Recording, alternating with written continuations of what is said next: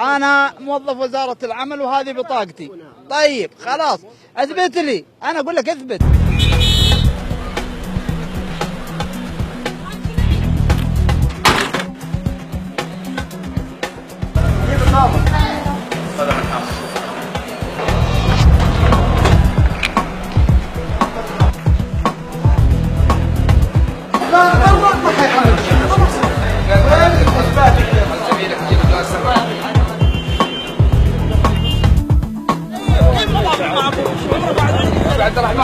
معك هوية؟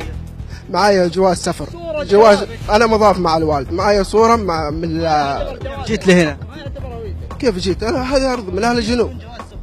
معايا صورة من الجواز السفر معايا. عندك ما يثبت انك سعودي ولا غير سعودي؟ والله هذا اللي معايا ولا عندك خلاص تاخذ الاجراء اللازم ورجاء ندرس السياره لين تاخذ الاجراء. عطني رخصة سواقة، عطني جواز سفر، عطني إقامة، ايش عندك؟ ما عندي. عندك صورة جواز؟ عندي صورة من الجواز، عندي رقم سجل. جواز منتهي. جواز ابوك. لا جوازي صورة من الوالد يا اخي، مرافق ورا مع الوالد الله يرحم والديه. هذه الحالة يعتبر مجهول؟ لا هو اجنبي ولا هو بسعودي.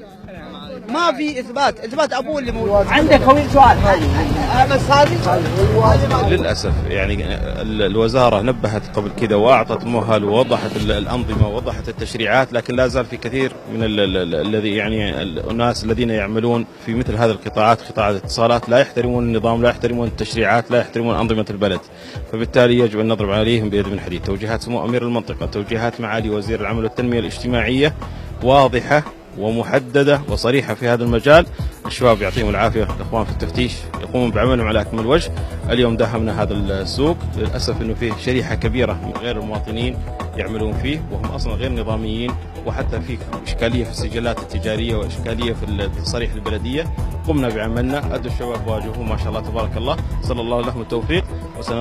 وسنستمر بإذن الله في منطقة مكة المكرمة بهذه الحملات التفتيشية المفاجئة والمنظمة على مستوى جدة ومكة والطائف والمراكز المحيطة بإذن الله.